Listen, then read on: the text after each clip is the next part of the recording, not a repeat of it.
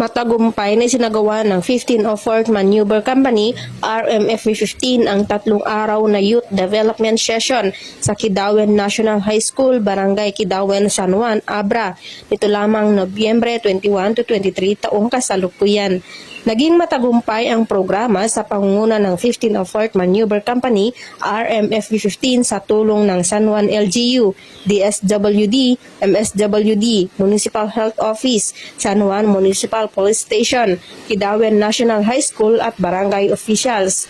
Sa loob ng 3 araw sa mailalim ang mga kabataan sa mga makabuluhang talakayan tungkol sa stress management, mental health awareness, career path at decision making, healthy habits at anti-legal drugs.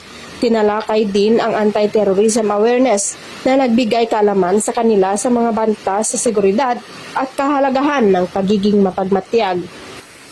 Kasunod ng mga talakayan, hinalukan ng mga kabataan ang sulat kamay signature campaign bilang panata para sa kapayapaan, kaayusan at kontra-terorismo. Isinagawa rin ang team building activities upang palakasin ang teamwork, tiwala sa sarili at pakikipag-ugnayan.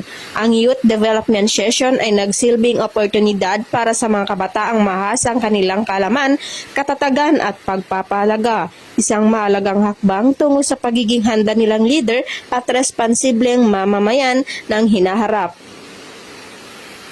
Mula dito sa Cordillera, ako ang inyong PNN correspondent, Patrolwoman Mayra Beran, alagad ng batas, tagataguyod ng Balitang Pulis.